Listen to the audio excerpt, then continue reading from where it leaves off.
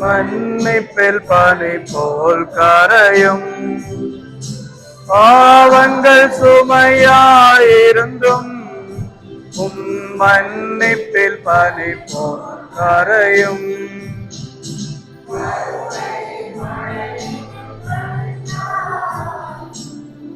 அலயம் புனிதம் அடையும் கருணை.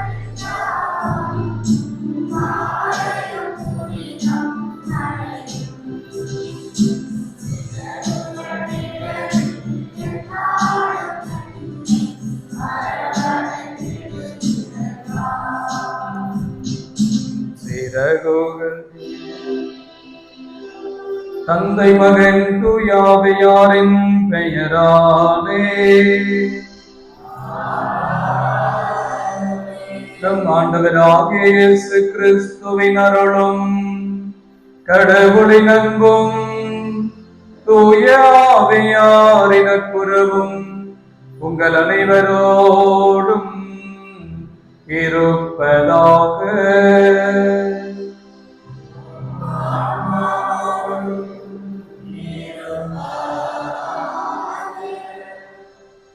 இயேசுவில் மிகவும் பிரியமான சகோதர சகோதரிகளை, தவக்காலத்தின் 5வது ஞாயிறு திருவழிபாட்டிலே பங்கெடுக்க நாம் ஒன்று கூடியிருக்கிறோம். இறைவாக்கினர் எசேக்கியேல் வழியாக உலர்ந்த எலும்புகளுக்குள் ஆவியை ஊட்டி அந்த உலர்ந்த எலும்புகளை உயிருள்ள மனிதர்களாக மாற்ற வல்ல இறைவன் இந்த தவக்கால முயற்சிகளிலே நாம் செய்கின்ற எல்லா பலன்களுக்கும் பரிகாரத்திற்கும் முழுமையான அருளையும் ஆசியும் தர வல்லவர். நமது வாழ்விலும் புதுமங்களையும் அற்புதங்களையும் அதிசயங்களையும் புது வாழ்வையும் புதுப்பிக்க வல்லவராக இருக்கிறார் என்ற நம்பிக்கையை இன்றைய வார்த்தை வழிபாடு, குறிப்பாக நற்செய்தி வாசகம் நமக்கு தருகிறது. ஆண்டவரே, எனது வாழ்வையும் புதுப்பித்தரலும் உமது ஆவியின் வழிநடத்துதலை போன்று எனது வாழ்வு அமைய தேவையான ஆசீர்வாதங்களையும் பலனையும் எனக்கு தாரும் என்ற செபவாஞ்சியோடு இந்த திருவழிபாட்டிற்குள்ளே நாம் நுழைவோம். தூய மர நிகழ்வுகளை கொண்டாட நாம் தகுதி பெறும் பொருட்டு நம் பாவங்களை ஏற்றுக்கொள்வோம்.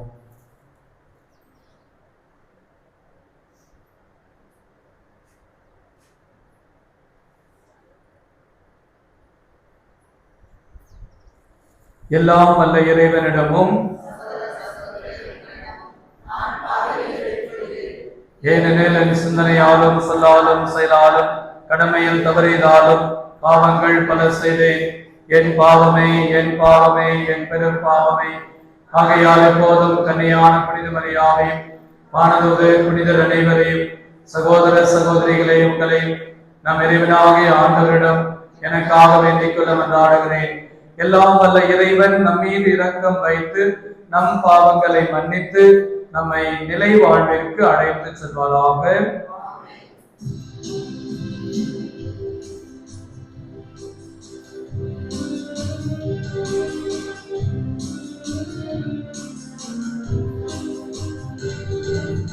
ஆண்டவரே இரக்கமாயிரும்.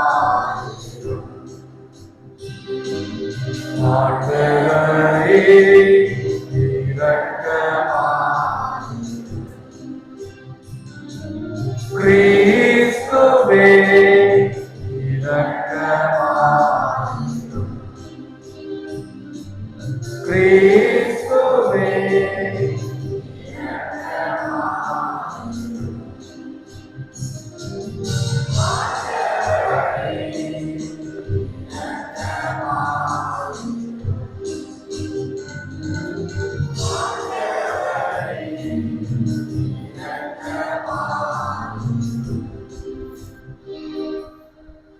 மன்றாடுவோமாக.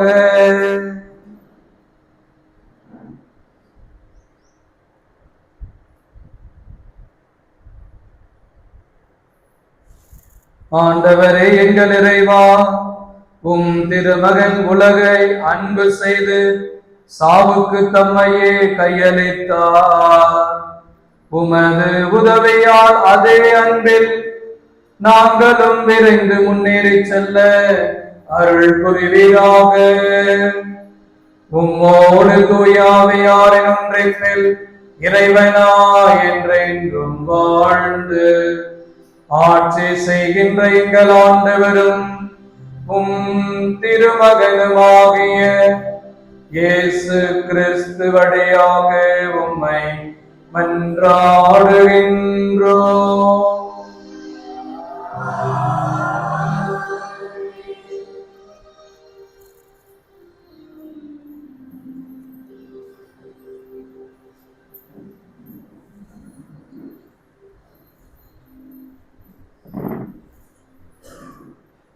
பாசங்களுக்கு அந்த மாதிரி மாற்றி வைங்க.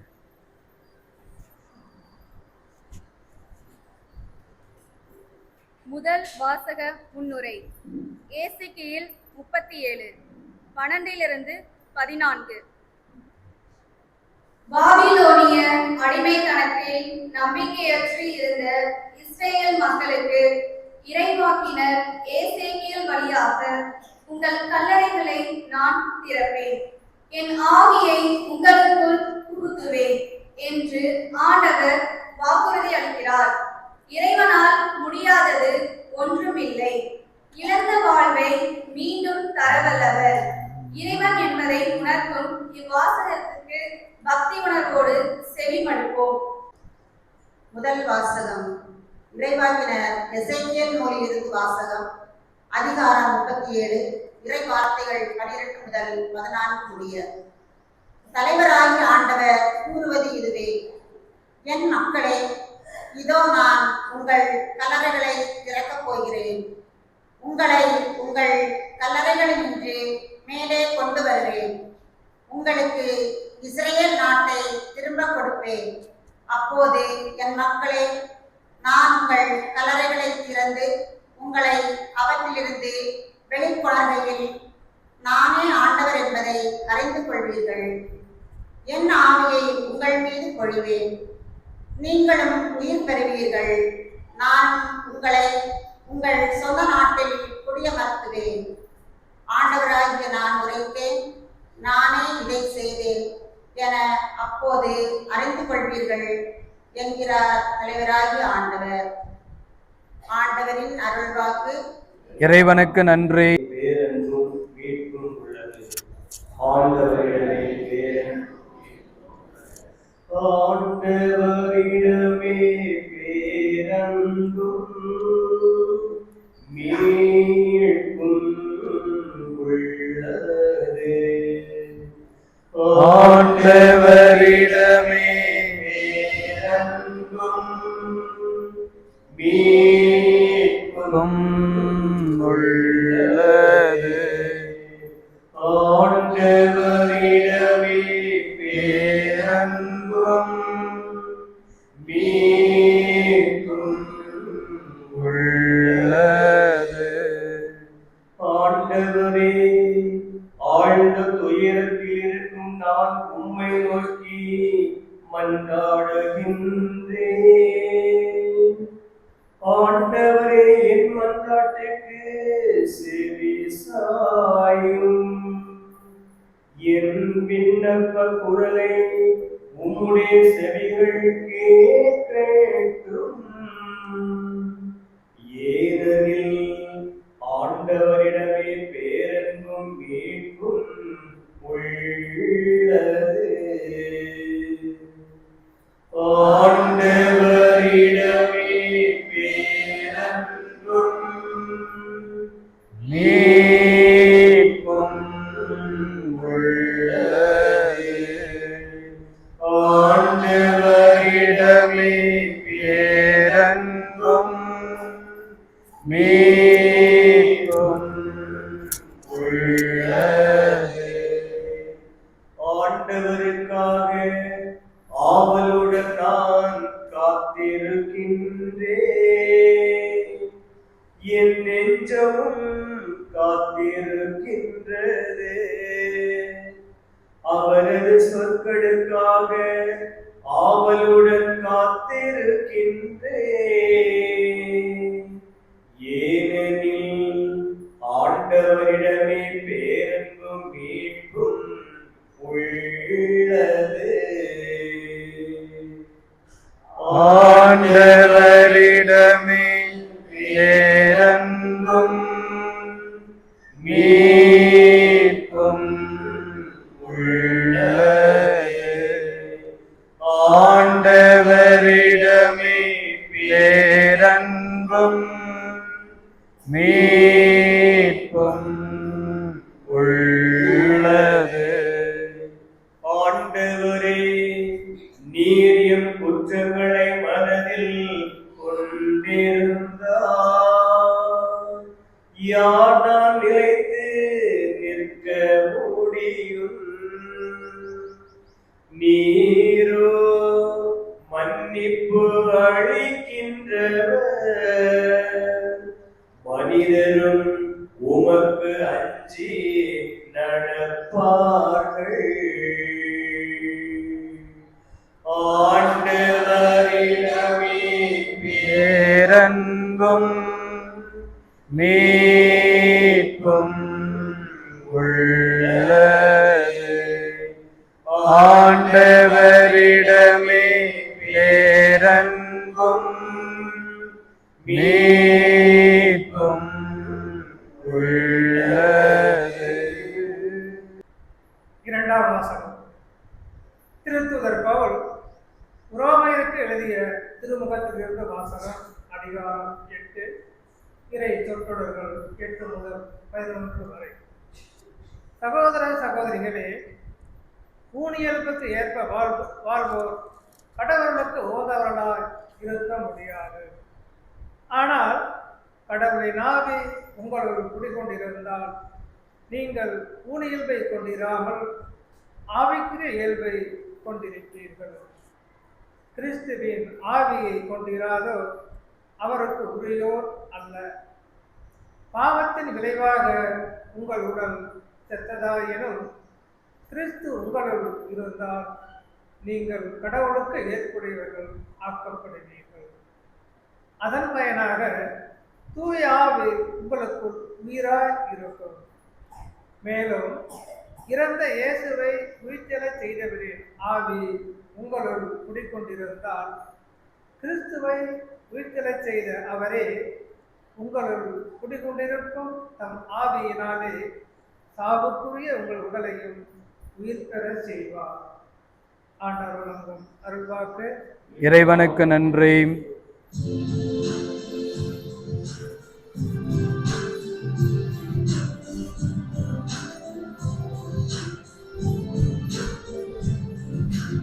ஆயன் தன் மந்தையை காப்பது போல ஆண்டவர் நம்மை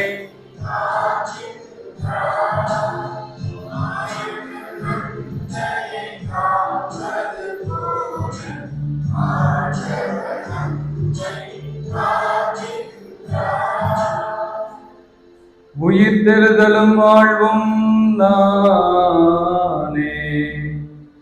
என்னிடம் நம்பிக்கை கொள்ளும் எவரும் என்றுமே சாக மாட்டார்.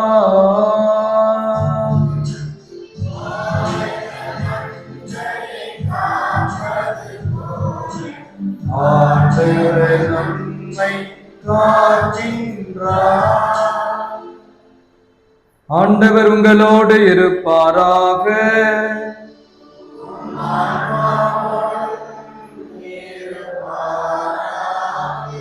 புனித யோவான் எழுதிய தூய நற்செய்தியிலிருந்து வாசகம்.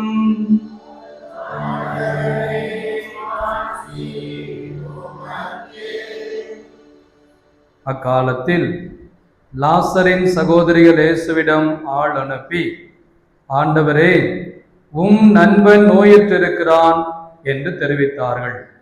அவர் இதை கேட்டு, இந்நோய் சாவில் போய் முடியாது, கடவுளின் ஆட்சி விளங்கவே இவன் நோயுற்றிருக்கிறான், இதனால் மானிட மகனும் ஆட்சி பெறுவார் என்றார்.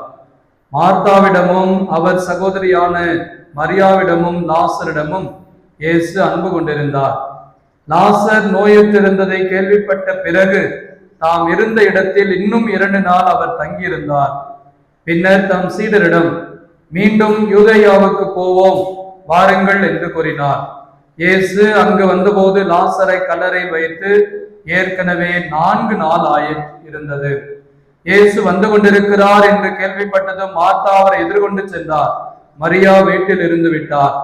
மார்த்தா இயேசுவை நோக்கி, ஆண்டவரே, நீர் இங்கே இருந்திருந்தால் என் சகோதரன் இறந்திருக்க மாட்டான். இப்போது கூட நீர் கடவுளிடம் கேட்பதையெல்லாம் அவர் உங்களுக்கு கொடுப்பார் என்பது எனக்கு தெரியும் என்றார். இயேசு அவரிடம், உன் சகோதரன் உயிர் தெழுவான் என்றார். மார்த்தா அவரிடம், இறுதி நாள் உயிர் தெழுதலின் போது அவனும் உயிர் தெழுவான் என்பது எனக்கு தெரியும் என்றார். இயேசு அவரிடம், உயிர் தெழுதலும் வாழ்வும் நானே. என்னிடம் நம்பிக்கை கொள்பவர் இறப்பினும் வாழ்வார். உயிரோடு இருக்கும் போது என்னிடம் நம்பிக்கை கொள்ளும் எவரும் என்றுமே சாக மாட்டார். இதை நீ நம்புகிறாயா என்று கேட்டார். மார்த்தா அவரிடம், ஆம் ஆண்டவரே, நீரே மெசியா, நீரே இறைமகன், நீரே உலகிற்கு வரவிருந்தவர் என நம்புகிறேன் என்றார். இயேசு உள்ளம் குமுறி கலங்கி, அவனை எங்கே வைத்தீர்கள் என்று கேட்டார். அவர்கள் அவரிடம், ஆண்டவரே, வந்து பாரும் என்றார்கள். அப்போது இயேசு கண்ணீர் விட்டு அழுதார். அதை கண்ட யூதர்கள், பாருங்கள், லாசர் மேல் இவருக்கு எத்துணை அன்பு என்று பேசிக் கொண்டார்கள். ஆனால் அவர்களுள் சிலர், பார்வையற்ற மனிதருக்கு பார்வை அளித்த இவர் லாசரை இறக்காமல் செய்ய இருக்க இயலவில்லையே என்று கேட்டனர்.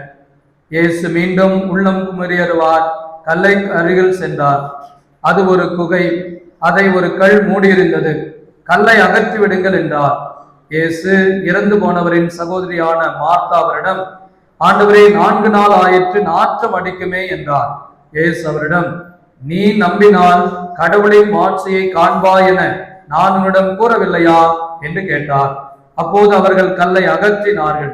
இயேசு அன்னார்ந்து பார்த்து, தந்தையே, நீர் என் வேண்டுதலுக்கு செவி சாய்த்ததற்காக உமக்கு நன்றி கூறுகிறேன். நீர் எப்போதும் என் வேண்டுதலுக்கு செவி சாய்க்கிறீர் என்பது எனக்கு தெரியும். எனினும் நீரே என்னை அனுப்பினீர் என்று சூழ்ந்து நிற்கும் இக்கூட்டம் நம்பும் பொருட்டே இப்படி சொன்னேன் என்று கூறினார். இவ்வாறு சொன்ன பின் இயேசு உரத்த குரலில், லாசரே, வெளியே வா என்று கூப்பிட்டார். இறந்தவர் உயிரோடு வெளியே வந்தார். அவருடைய கால்களும் கைகளும் துணியால் கட்டப்பட்டிருந்தன. முகத்தின் துணி சுற்றப்பட்டிருந்தது. கட்டுகளை அவிழ்த்து அவனை போக விடுங்கள் என்று இயேசு அவர்களிடம் கூறினார். மரியாவிடம் வந்திருந்த யூதர் பலர் இயேசு செய்ததைக் கண்டு அவரை நம்பினர்.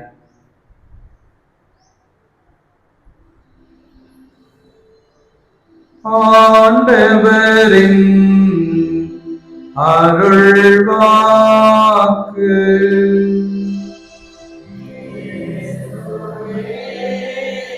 பாட்டு பாடலாம், பாடலாமா? ஆற்றலாலும் அல்ல, அல்ல சக்தியாலும் அல்ல, அல்ல, கைத்தட்டுங்க.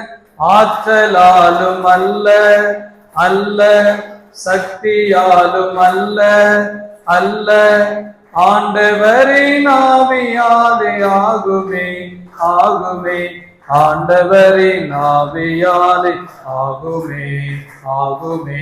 ஆற்றலாலும் அல்ல, சத்தம் பாடுங்க, அல்ல சக்தியாலும் அல்ல.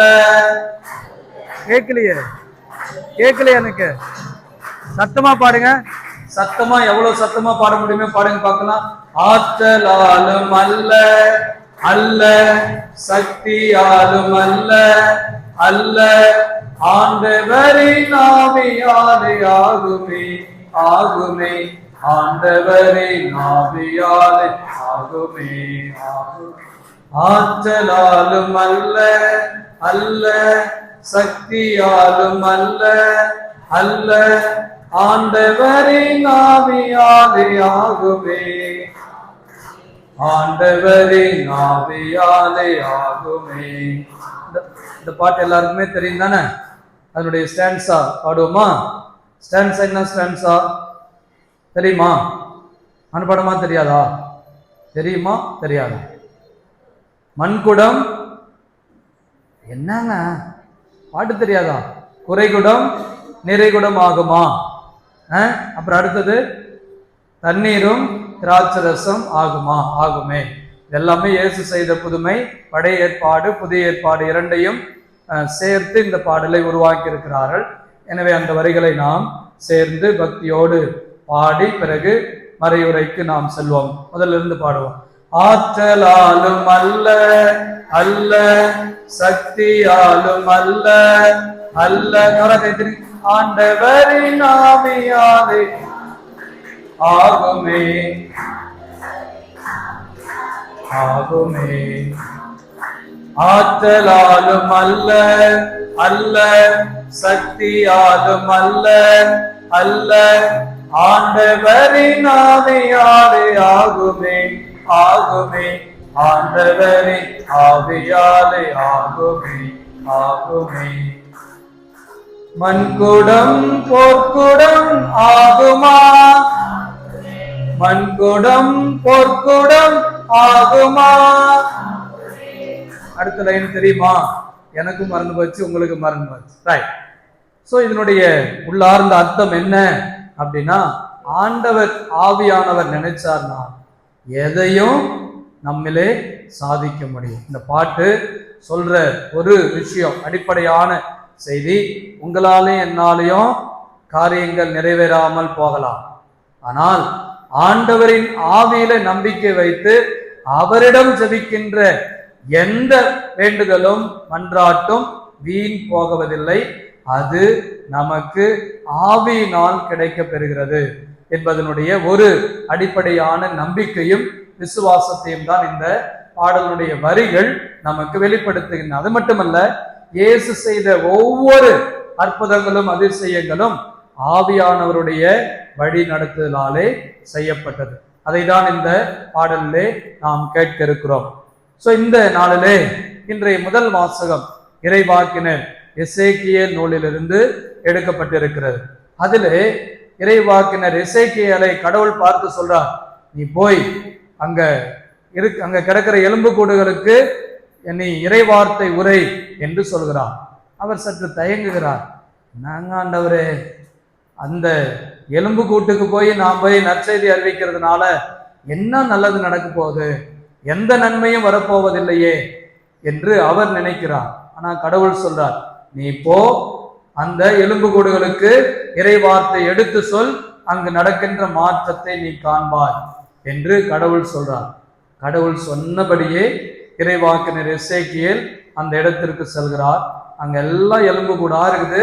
இறை வார்த்தையை இவர் எடுத்து சொல்ல அது ஒவ்வொன்றாக இணைந்து கை, கால், தலை என்று ஒவ்வொன்றாக இணைந்து ஒரு மனித உருவமாக உருவாகிறது. பிறகு அதற்கு ஆவியானவருடைய ஆவியால் ஊதி அதை உயிர் பெறச் செய்கிறார். இதனுடைய உருவகம் என்ன, இதிலிருந்து இறைவன் நமக்கும் இந்த செய்தி என்ன என்பதை சிந்திப்பதற்காகத்தான் நாம் இந்த நாளிலே ஒன்று கூடி இருக்கிறோம். சரிங்களா? மீண்டுமாக பாடுமா? ஆற்றலாலும் அல்ல, சத்தம் பத்தாது, சத்தமா பாடுங்களேன். ஏன் பயப்படுறீங்க? ஆற்றலாலும் அல்ல அல்ல, சக்தியாலும் அல்ல அல்ல, ஆண்டவரின் ஆவியாலே ஆகுமே ஆண்டவரின் ஆவியாலே ஆகுமே ஆண்டவரின் ஆவியாலே ஆகுமே. இந்த முதல் வாசகத்தினுடைய பின்னணி என்ன, ஏன்னா எதற்காக இந்த இறைவார்த்தை சொல்லப்பட்டது, எந்த பின்னணியில இது உருவாக்கப்பட்டது என்பதை உணர்ந்து கொண்டோமே என்றால் இதனுடைய உண்மையான அர்த்தம் நமக்கு புரியும். அந்த உண்மையான அர்த்தத்திலிருந்து எனக்கு இயேசு பாடம் சொல்வது என்ன என்பது நமக்கு விளங்குவதற்கும் அதை தீர்மானிக்கவும் செயல்படுவதற்கும் உதவியாக இருக்கும். சரியா? எனவே வரலாற்று பின்னணியை பற்றி நாம் சிந்தித்து பார்க்கின்ற பொழுது இஸ்ராயல் மக்களுடைய வாழ்விலே ஏராளமான துன்பம், அடிமைத்தனம், வேலைக்கு மேல் வேலை, வேலை பளு, துன்பங்கள், துயரத்திற்கு மேல் சந்தித்துக் கொண்டிருந்த அந்த இஸ்ராயல் மக்கள் ஏறக்குறைய இறந்து போன மனிதர்களாக தங்களுடைய வாழ்வு எல்லாம் முடிந்து விட்டது, இனிமேல் நமக்கு வாழ்வு என்பது இல்லவே இல்லை என்கின்ற ஒரு நிலைக்கு தள்ளப்படுகிறார். அப்படிப்பட்ட சூழ்நிலையை தான் இந்த ஒரு உருவகத்தின் வழியாக அந்த இயேசு இறைவன் அந்த இறைவாக்கினருக்கு வெளிப்படுத்துகிறார். இப்படிப்பட்ட இஸ்ராயல் மக்களுடைய வாழ்விலும் இறைவனாகிய நான் வல்லமையை, ஆற்றலை, வலிமையை, புதிய வாழ்வை, புதிய நம்பிக்கையை தரப்போகிறேன் என்ற ஒரு பின்னணியோடு தான் இன்றைய முதல் வாசகத்தினுடைய வரிகள் அமைந்திருக்கின்றன.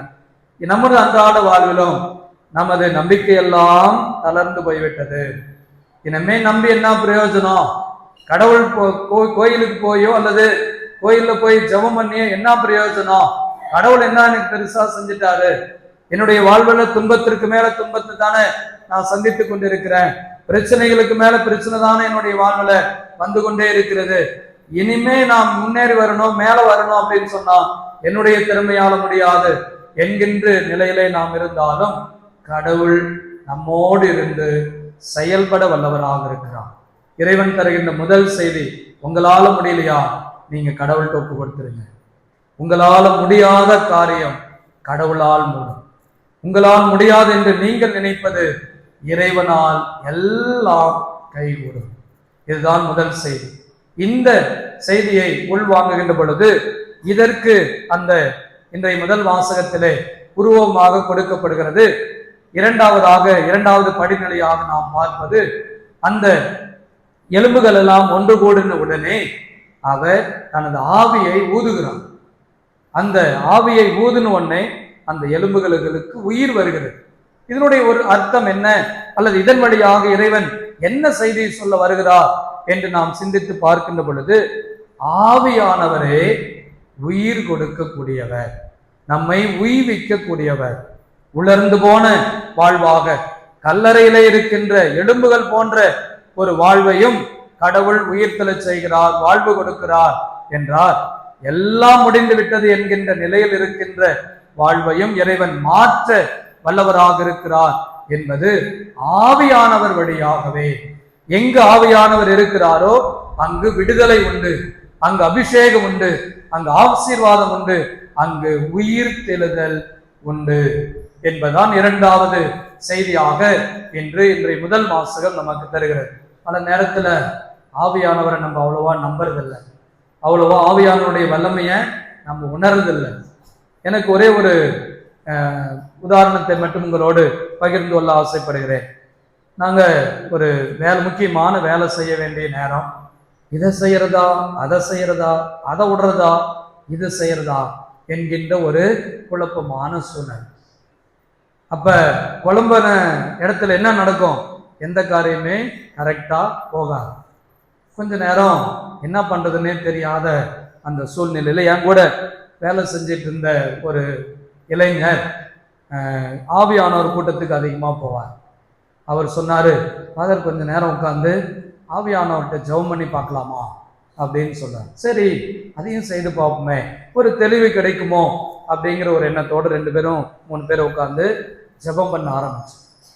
ஜெபம் பண்ணா ஆவியானவர்களை ஜெபிக்க இதை செய், இது வேண்டாம், இது மட்டும் போதும், இது தேவையில்லை என்கின்ற ஒரு தெளிவு கிடைத்தது. நாங்கள் என்ன எதிர்பார்த்தோமோ அதற்கும் மேலான தீர்வையும் முடிவையும் இப்படிதான் செய்ய வேண்டும் என்ற திட்டத்தையும் ஆவியானவர் எங்களுக்கு வெளிப்படுத்தி கொடுத்தார். அன்பானவர்களே, குழப்பமா, சோகமா, துன்பமா, துயரமா, கவலையே பட வேண்டாம். கடவுளுடைய ஆவியானவர் கரங்களிலே நம்முடைய சூழ்நிலையும் நான் அர்ப்பணிக்கின்ற பொழுது ஆவியானவர் நம்மை ஆட்கொண்டு அவர் நம்மை பலப்படுத்துகிறார். அவர் நமக்கு திட்டங்களை, நாம் என்ன செய்ய வேண்டும் என்பதை அவர் வெளிப்படுத்தி தருகிறார். இதுதான் இன்றைய இறை வார்த்தை வழிபாடு நமக்கு தருகின்ற அற்புதமான செய்தியாக இருக்கிறது. எனவே இந்த தவக்கால நாட்களிலே நாம் என்ன செய்ய வேண்டும்? இந்த முதல் வாசகத்திற்கும் நான் மேற்கொள்கின்ற இந்த தவ முயற்சிக்கும் இந்த தவக்கால நாட்களுக்கும் என்ன ஒற்றுமை இருக்கிறது என்று நாம் சிந்தித்து பார்க்கின்ற பொழுது, தவக்காலம் எதற்காக தவக்காலம் நினைக்கிறீங்க? நீங்க பேசலாம், நானே பேசிட்டு இருக்கணும்னு இல்லை. எதற்காக தவக்காலம்? ஏன்னா ஒரு சிலர் அப்படி சொக்கறாங்க, நான் தெரியல. எதற்காக தவக்காலம்? என்னங்க அமைதியா இருக்கிறதுக்கா? பேசிடவே கூடாது அப்படிங்கிறதுக்காக தான் தவக்காலமா? ஒரு சில நேரத்தில் அதுவும் நல்லதுதான்.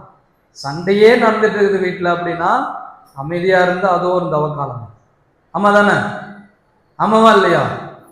அப்படிதான் வண்டி ஓடிட்டு இருக்குது 40 நாளும்.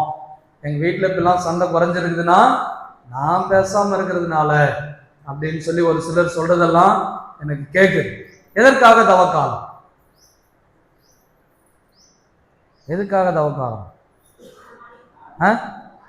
மனமாற்றம் ஒரே வார்த்தையில் முடிக்கிறதுக்காக இல்லை. அது உண்மையான காரணம் அதுதான். வேற எதற்காக இப்ப எல்லாம் தவ உடை போட்டுக்கிறோம், நோன்பு இருக்கிறோம். எதற்காக? ஏதாவது ஒரு கருத்து இருக்கும். நம்ம வீட்டில் ஏதாவது ஒரு கருத்தோடு நாம் தவக்கால முயற்சியை ஏறெடுக்கும். தவறு இல்லை. தவக்காலம் என்பது நமது வாழ்வை புதுப்பிக்கின்ற, நமது வாழ்விலே சரி செய்யப்பட வேண்டிய காரியங்களை சரி செய்வதற்காக இன்னும் கொஞ்சம் கடவுளை நோக்கி வரலாமா, இன்னும் கொஞ்சம் கடவுளை அன்பு செய்யலாமா, இதற்காகத்தான் தவக்காலம். இந்த தவக்காலத்தில் பார்த்தீங்கன்னா, அதுவும் கத்தோலிக்க திரு அவையில எல்லாருக்குமே புனிதர் பட்டம் கொடுத்துடலாம். அந்த அளவுக்கு பக்தியா இருப்பாங்க. சிலுவை பாதை செய்யும் போதும் எல்லா சிலுவை பாதையிலும் முற்றி போட்டு ஜெபம் பண்ணி ஜெபிப்பாங்க. ஸோ பக்தி முயற்சிகள் எல்லாமே நம்மை கடவுளை நோக்கி நம்மை அழைத்து செல்வதற்காகவே. ஸோ இந்த தவக்கால நாட்களில் நம்முடைய வாழ்விலும் எதற்காக நாம் இந்த தவக்கால முயற்சிகளை ஏறெடுக்கிறோமோ அது முழுமையான பலனை கொடுப்பவர் யார்? ஆவியானவர். நீங்களும் நான் எதிர்பார்ப்பதை விட அதிக பலனை ஆசீர்வாதத்தை தரக்கூடியவர் இந்த ஆவியானவர். எனவே இந்த தவக்கால நாட்களில் இன்னும் ஓரிரு வாரங்கள் தான் இருக்கு. அடுத்த வாரம் குருத்து ஞாயிறு, அதுக்கப்புறம் புனித வாரம், அதுக்கப்புறம் ஈஸ்டர் வந்துடும். தவக்கால உடையெல்லாம் தூக்கி போட்டுருவோம், போட்டிருந்த ஜவுமாலையெல்லாம் கழட்டி போட்டுருவோம். அதுக்கப்புறம் புது ஜவுமாலை வாங்குறதுக்கு அதுக்கப்புறம் ரெடி ஆகும். அதோட நமது நோன்புகள் முடிந்து விடுவதில்லை. நாம் பெற்ற இந்த பயிற்சி 40 நாள் நாம் மேற்கொண்ட இந்த பயிற்சி மற்ற நாட்களிலே நாம் தொடர்ந்து கடைபிடித்து நாம் நமது வாழ்வை நெறிப்படுத்த வேண்டும் என்று சொன்னால் ஆவியானவருடைய வழி நடத்துதல் நமக்கு நிச்சயம் தேவை. வெறும் வேண்டுதலுக்காகவோ அல்லது ஒரு காரியத்திற்காகவோ நாம் இந்த தவக்கால நாட்களை நாம் மேற்கொள்வதிலே அந்த பலனை பெறுவதற்காக மட்டுமல்ல, நமது இந்த தொடக்கம் தொடர்ந்து நம்மை வழிநடத்த வேண்டும், கடவுளுடைய பாதையிலே நம்மை இட்டு செல்ல வேண்டும். எனவே அந்த விதத்திலே இன்றைய முதல் வாசகம் தருவது, நீங்களும் நானும் முடியாத காரியத்திற்கு ஆவியானவருடைய அருட்கரம், அவருடைய வழி நடத்துதல் நமக்கு உறுதி செய்யப்படுது. இது முதல் செய்தி. இரண்டாவது, எல்லாம் முடிஞ்சு போயிடுச்சு அப்படின்னு சொல்லி நீங்க நினைக்கிற காரியங்களிலே கடவுள் செயல்பட ஆரம்பிக்கிறார். மனிதரால் முடியாத காரியம் இறைவனால் நிச்சயம் நிறைவேற்றப்படுகிறது. இது இரண்டாவது செய்தியாக இருக்கு. பாருங்கள், அந்த எலும்பிலிருந்து யாருமே மீண்டும் உயிர் பெறும் என்று யாருமே நம்ப மாட்டாங்க. ஆனா அதிலிருந்தும் உயிரளிக்கக்கூடியவர் கடவுள் என்றால் முடியாத காரியத்தை அவர் செய்ய தொடங்குகின்ற பொழுது அது நிச்சயம் வெற்றி பெறுகிறது என்பது இரண்டாவது செய்தியாக இருக்கிறது. மூன்றாவது, இறைவாக்கினருடைய மனநிலையிலிருந்து நாம் பார்ப்போம். ஏண்டா இந்த கடவுள் என்னை தொந்தரவு பண்றாரு, என் வேலையை நான் செய்யறேன், இருந்தாலும் அவர் என்னுடைய காரியத்தை நீ செய்ய வேண்டும் என்று இறைவாக்கினர் எசேக்கியேலை பணிக்கிறார். பாருங்க, கடவுளுடைய பணி என்பது இன்னைக்கோ என்னைக்கோ எப்படியோ யார் வழியாகவோ நம் ஒவ்வொருவருக்கும் கொடுக்கப்படலாம். அந்த பணியை நாம் சிறப்பாக செய்கின்ற ஒரு கடமையும் பொறுப்பும் இருக்கிறது என்பது மூன்றாவது செய்தியாக நமக்கு சொல்லப்படுகிறது. ஒரு நிமிடம் கண்களை மூடுவோம், கரங்களை கூப்புவோம். அதே பாடலை நாம் பாடி இந்த மறையுரையை நாம் முடிக்க ஆசைப்படுவோம். ஆற்றலாலும் அல்ல, சக்தியாலும் அல்ல, ஆற்றலாலும் அல்ல, சக்தியாலும் அல்ல, ஆண்டவரின் ஆவியாலே ஆகுமே, ஆண்டவரின் ஆவியாலே ஆகுமே. இந்த வரிகளோடு நம்மையே அர்ப்பணித்து, ஆண்டவரே எங்களால் ஒன்றும் முடியாது, நீரே எங்களுடைய வாழ்விலே செயல்பட ஆரம்பியும் என்ற வேண்டுதலோடு ஜெப வாஞ்சையோடு இந்த வரிகளை உணர்ந்து பாடி நம்மையே அர்ப்பணிப்போம். ஆற்றலாலும் அல்ல, சக்தியாலும் அல்ல,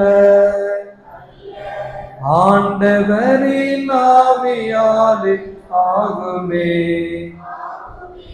ஆண்டவரின் ஆவியாலே ஆகுமே. மீண்டும் வரிகளை உணர்ந்து பக்தியோடு பாடுவோம். ஆற்றலாலும் அல்ல,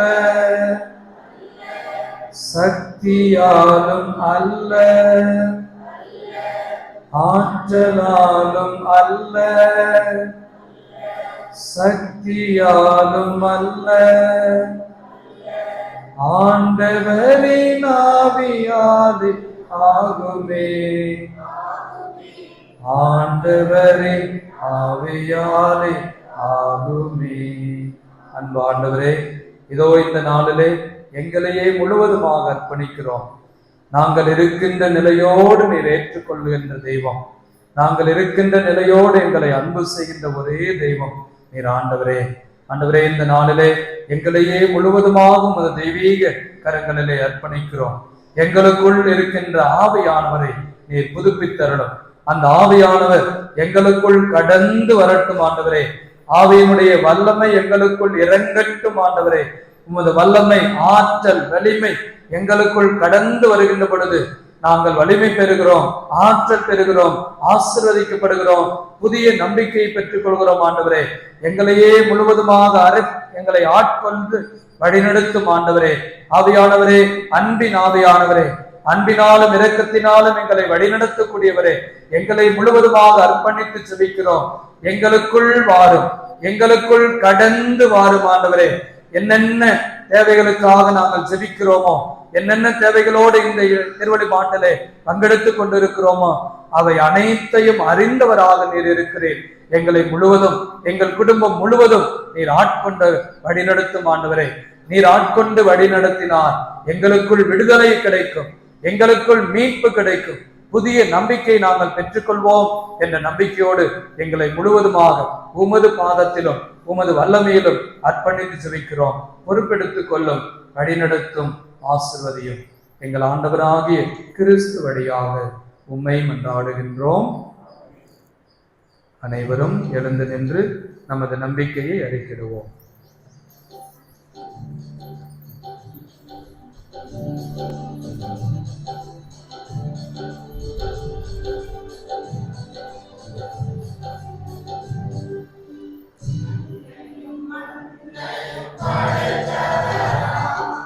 கடவுள் ஒருவர் இருக்கின்றார், தந்தை, மகன், தூய ஆவியார் ஒன்றாய் வாழ்வோரை நம்புகிறேன். தூய ஆவியின்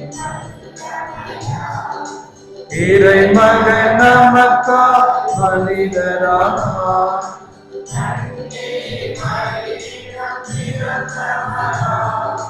இயேசுவை உறுதியாய் நம்புகிறேன். நான் பாடுபட்டார், கல்வாரியில் இறந்து அடக்கம், மூன்றாம் நாளில் உயிர்த்தெழுந்தார். கேமராவை கொஞ்சம் முன்ன பண்ண அட்ஜஸ்ட் பண்ண.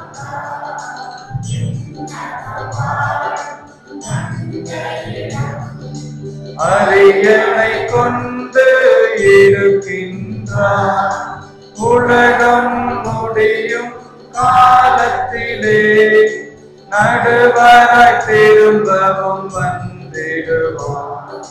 தூய ஆவி நம்புகிறேன், அவர் துணை வேண்டுகிறேன்.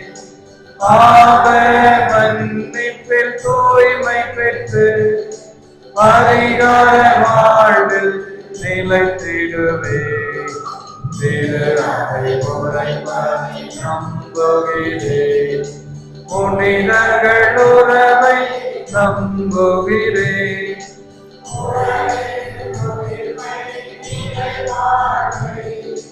உறுதியுடனே நம்புகிறேன்.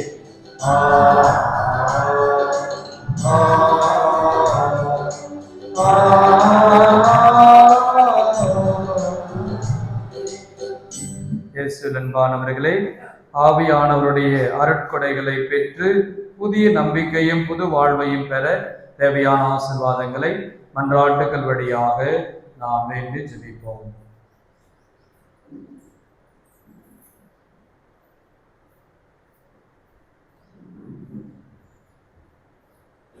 திரு அவைக்காக என்னிடம் நம்பிக்கை கொள்ளும் எவரும் என்றுமே சாக மாட்டார் என்ற கிறிஸ்துவின் வாக்குறுதியை திரு அவை உலகெங்கும் பறைசாற்றிடவும் எமது திருத்தந்தை லியோ, ஆயர்கள், குருக்கள் மற்றும் துறவியர் அனைவரும் விசுவாசம், எதிர்நோக்கு மற்றும் அன்பில் நிலைத்திருந்து இறை மக்களை நிறைவாழ்வை நோக்கி வழி நடத்திட தேவையான அருளை பொழிய வேண்டும் என்று இறைவா உம்மை மன்றாடுகிறோம்.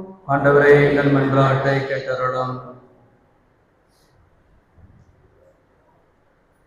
உலகிற்காக போர்கள், வன்முறை மற்றும் பிரிவினைவாதத்தினால் இருளில் தவிக்கும் இவ்வுலகிற்கு நீர் ஒளியாக இருந்திட வேண்டும் என்று வேண்டுகிறோம்.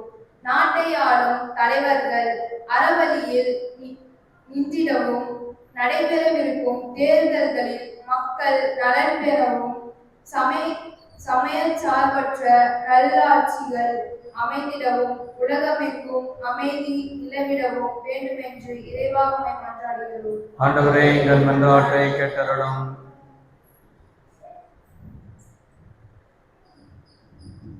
நோயுற்றோர் மற்றும் துன்புறுவோருக்காக நீ நம்பினால் கடவுளின் மாட்சிமையை காண்பார் என்று லாசரை உயிர்ப்பித்த இறைவா, நோயினாலும் மனக்கவலையாலும் தவிக்கும் மக்கள் உம் வல்லமையால் குணமடையவும், துயரங்கள் நீங்கி உமது மாட்சியை அவர்கள் வாழ்வில் கண்டிடவும், இறுதி நாளில் உம்மோடு உயிர்ப்பிப்போம் என்ற நம்பிக்கையில் வளரவும் அருள் தர வேண்டும் என்று இறைவா உம்மை மன்றாடுகின்றோம். ஆண்டவரே, எங்கள் மன்றாட்டை கேட்டருளும்.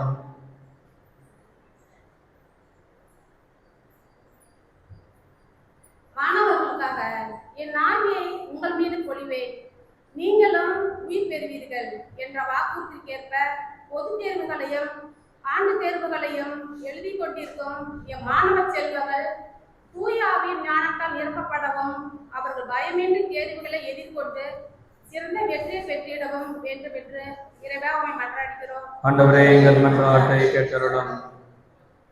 நம்முடைய தனிப்பட்ட குடும்ப தேவைகளுக்காக மௌனமாக ஜெபிப்போம்.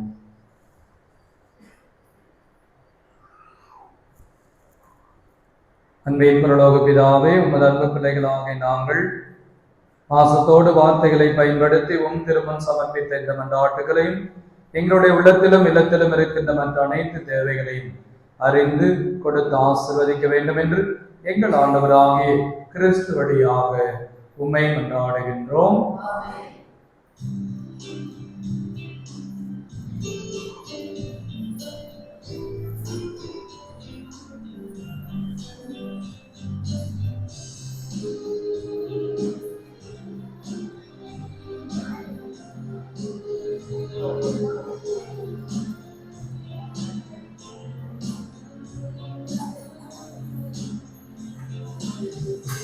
நான் தருவேன் இறைவா,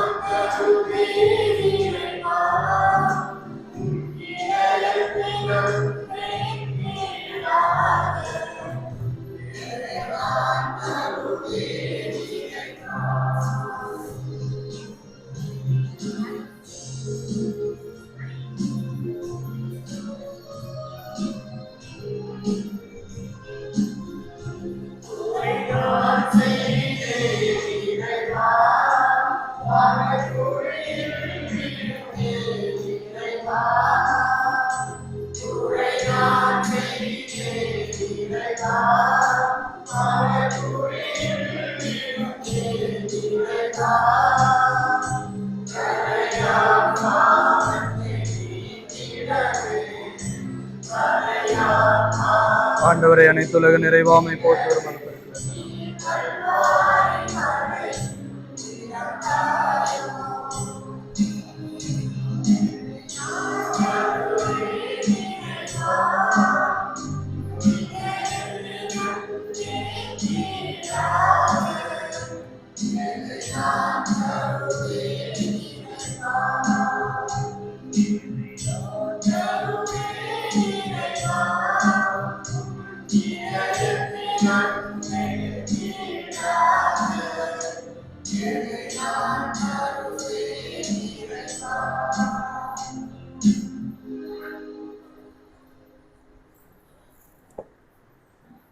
சகோதர சகோதரிகளே, என்னுடையதும் உங்களுடையதுமான பலி எல்லாம் வல்ல தந்தையாக இறைவனுக்கு ஏற்றதாகும்படி மன்றாடுங்கள்.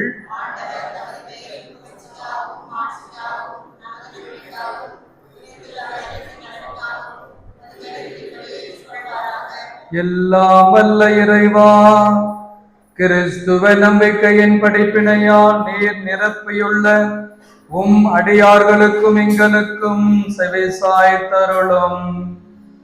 இப்பலியின் பயனாக இவர்களை புனிதப்படுத்தியருள்வீராக.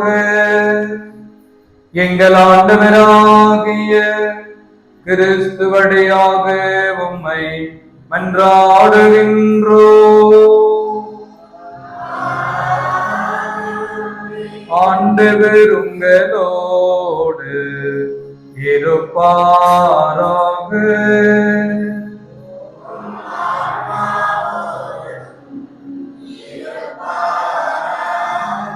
இதயங்களை மேலே எழுப்புங்கள்.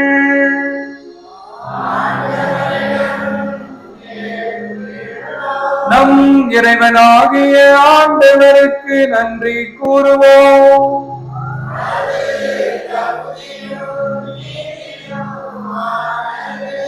ஆண்டவரே, தூயவரான தந்தையே, என்றும் உள்ள எல்லாம் வல்ல இறைவா, எங்கள் ஆண்டவராகிய கிறிஸ்து வழியாக என்னாலும் எவ்விடத்திலும் நாங்கள் உமக்கு நன்றி செலுத்துவது மெய்யாகவே தகுதியும் நீதியும் ஆகும்.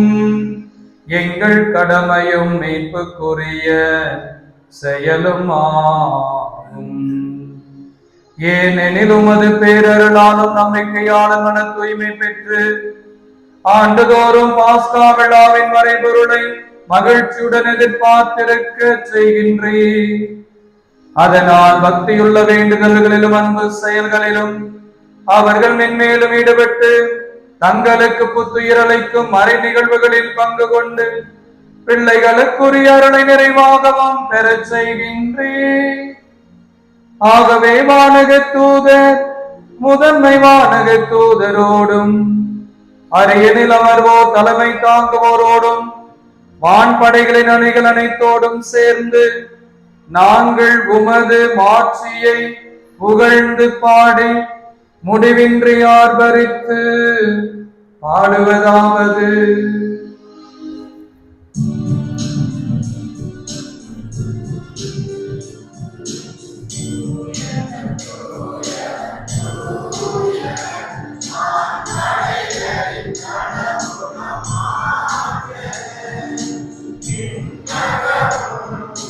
மன்னகமும் உமது மாட்சியால் நிறைந்துள்ளது. உன்னதங்களிலே ஓசன்னா, உன்னதங்களிலே ஓசன்னா. ஆண்டவர் பெயரால் வருகிறவர் ஆசி பெற்றவர். உன்னதங்களிலே ஓசன்னா, உன்னதங்களிலே ஓசன்னா.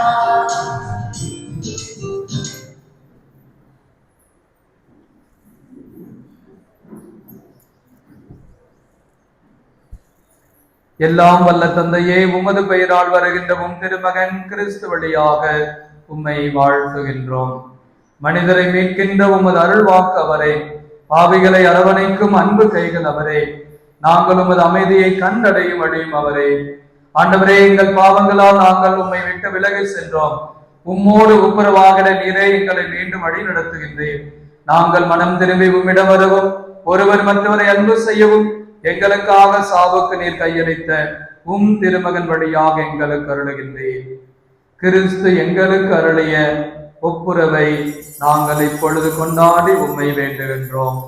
இவ்வாறு உமது ஆவியை பொழிந்து இக்காணிக்கைகளை தூய்மைப்படுத்தியுள்ளோம்.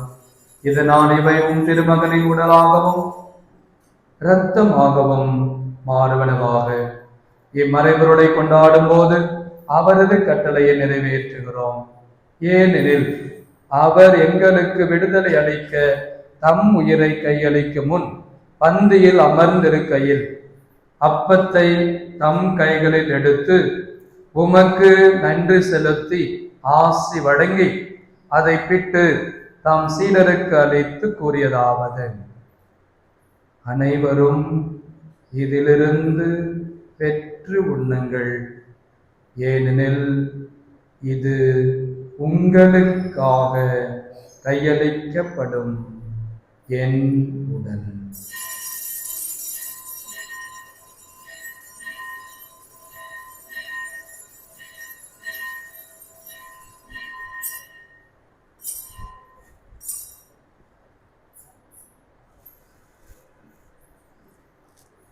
அவ்வண்ணமே அதே மாலை வேளையில் ஆசியின் கிண்ணத்தை தம் கைகளில் எடுத்து உமது இரக்கத்தை அறிக்கையிட்டு அதை தம் சீடர்களுக்கு அழைத்து கூறியதாகும்: அனைவரும் இதிலிருந்து பெற்று பருகுங்கள், ஏனெனில் இது புதிய நிலையான உடன்படிக்கைக்குரிய என் இரத்தத்தின் கிண்ணம். இது பாவ மன்னிப்புக்கென்று உங்களுக்காகவும் பலருக்காகவும் சிந்தப்படும். இதை என் நினைவாக செய்யுங்கள்.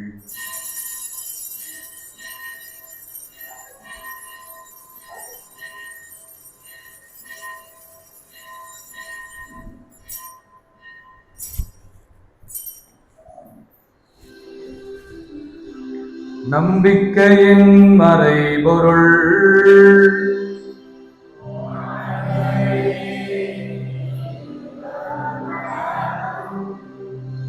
உமது இறப்பினை அறிக்கையிடுகின்றோம், உமது உயிர்ப்பினையும் எடுத்துரைக்கின்றோம். ஆகவே உம் திருமகன் தமது அன்பின் அச்சாரமாக எங்களுக்கு விட்டு சென்ற இறப்பு உயிர்ப்பின் நினைவை நாங்கள் இப்போது கொண்டாடுகிறோம். இவ்வாறு நீர் எங்களுக்கு வழங்கியவற்றை நிறைவான ஒப்புரவின்படியாக நாங்கள் உமக்கு ஒப்புக் கொடுக்கிறோம். தூயவரான தந்தையே, உம் திருமகனோடு எங்களை ஏற்றுக்கொள்ள உம்மை தாழ்மையுடன் கொண்டாடுகிறோம். அவருடைய ஆவியையே இந்த மீட்பின் விருந்தில் கனிவு கூர்ந்து எங்களுக்கு தந்திரடும். எங்களை ஒருவர் மற்றவரிடமிருந்து அந்நியப்படுத்தும் அனைத்தையும் இவர் அகற்றுவாராக. இவரே உமது திருவை மனிதருடைய ஒற்றுமையின் அடையாளமாகும், அமைதியின் கருவியாகும் செயலாற்றச் செய்வாராக. எங்களையும் எங்கள் திருத்தந்தையிலேயோ எங்கள் மறைமாவட்ட ஆயராயப்பன் எல்லா ஆயர்கள் மக்கள் ஆகிய அனைவரையும் அன்புறவில் காத்தல்வாராக. எங்களை உன் திருமகனின் பந்தியில் இப்போது ஒன்று சேர்த்துள்ளேன். அது போலவே கடவுளின் தாயாகிய மாட்சிக்குரிய கன்னிமரியா, அவருடைய கணவரான புனித யோசேப்பு, புனித திருத்தூதர்கள், புனிதர்கள் ஆகிய அனைவரோடும் எங்கள் சகோதர சகோதரிகளோடும் எங்களை ஒன்றிணைத்திரணும். அவ்வாறு உமது நட்புறவில் இருந்து போன எல்லா மக்கள் இனத்தாரே மொழி நிறையும் நிறைவான அமைதி நிலவும் புதிய விண்ணகம் புதிய மன்னகத்தில் முடிவில்லா ஒற்றுமையின் விருந்தில் பங்கு பெற எங்கள் ஆண்டவராகிய இயேசு கிறிஸ்துவில் ஒன்று சேர்த்திரளும்.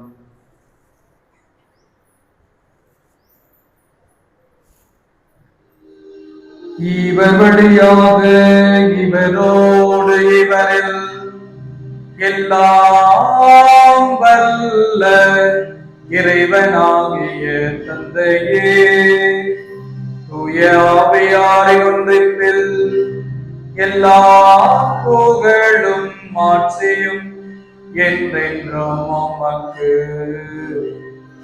உரியதே.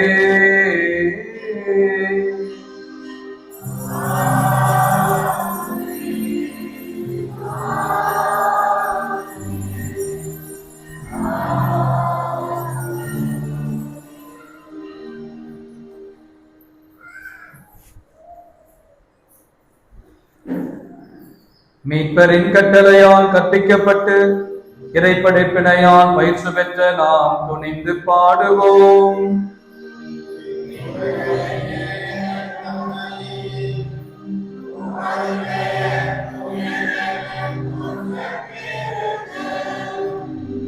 உமது ஆட்சி வருக,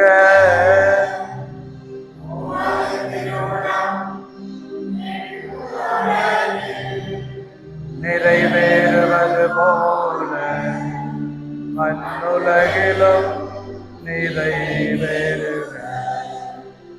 எங்களுக்கான உணவை இன்று எங்களுக்கு தாரும். எங்களுக்கு எதிராக குற்றம் செய்வோரை நாங்கள் மன்னிப்பது போல எங்கள் குற்றங்களை மன்னியும். எங்களை சோதனைக்கு உட்படுத்தாதேயும், தீமையிலிருந்து எங்களை விடுவித்தருளும். ஆண்டவரே, தீமை அனைத்திலுமிருந்து எங்களை விடுவித்து எங்கள் வாழ்நாளில் அமைதியை கனிவுடன் அருள உம்மை மன்றாடுகின்றோம். உமது இரக்கத்தின் உதவியால் நாங்கள் பாவத்திலிருந்து இப்போது விடுதலை பெற்று யாதொரு கலக்கம் இன்றி நலமாயிருப்போமாக. நாங்கள் எதிர்நோக்கியிருக்கும் பெரும்பத்திற்காகவும் என் மீட்பராக இயேசு கிறிஸ்துவின் வருகைக்காகவும் காத்திருக்கின்றோம்.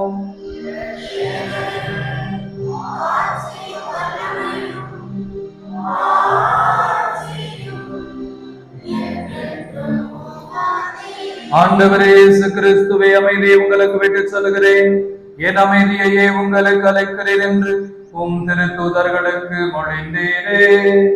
எங்கள் பாவங்களை பாராமல் உமது திரு அவையின் நம்பிக்கையை கண்ணோக்கி உமது திருவிழத்திற்கு ஏற்ப அதற்கு அமைதி ஒற்றுமையும் அளித்தருள்வீராக. என்றென்றும் வாழ்ந்து ஆட்சி செய்கின்றவர் நீரே. ஆண்டவருடைய அமைதி உங்களோடு என்றும் இருப்பதாக.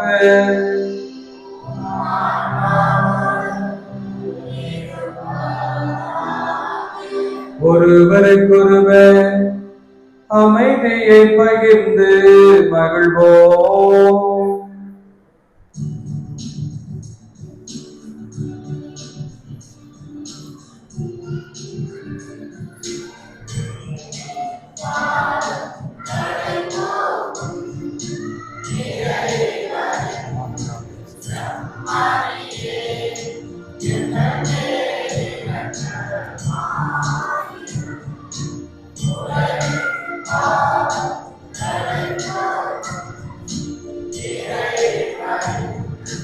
செம்மறியே,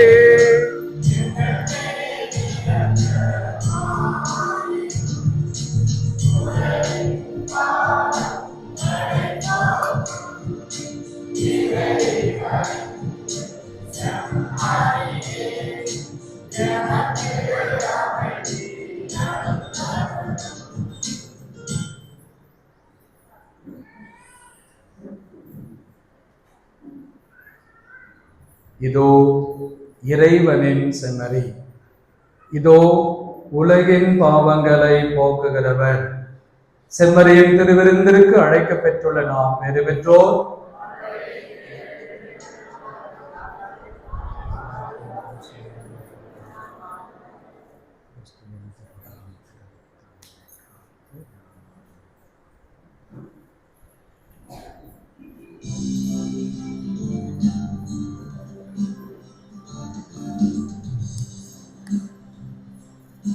ரெண்டு லைனா வந்தீங்கன்னா கொஞ்சம் சீக்கிரமா.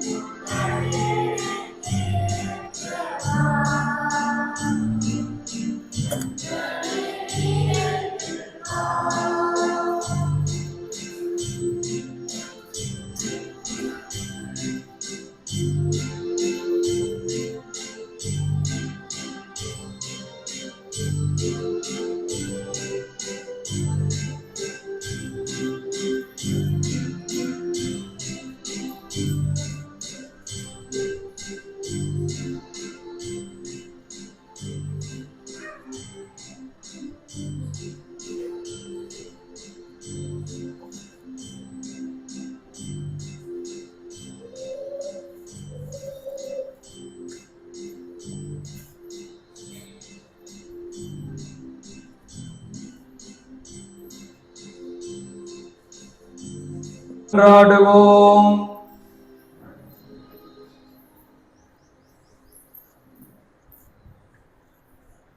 எல்லாம் வல்ல இறைவா, எங்களுக்கு அருள் புரிய உம்மை வேண்டுகின்றோம்.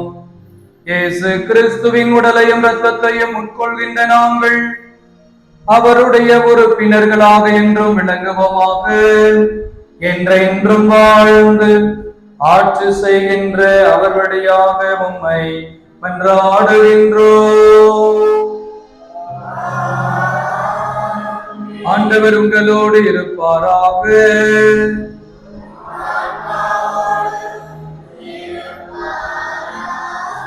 எல்லாம் வல்ல இறைவன் தந்தை, மகன், தூயாவியார் நம் அனைவரையும் நிறைவாக ஆசீர்வதித்து பாதுகாத்து வழி நடத்துவாராக.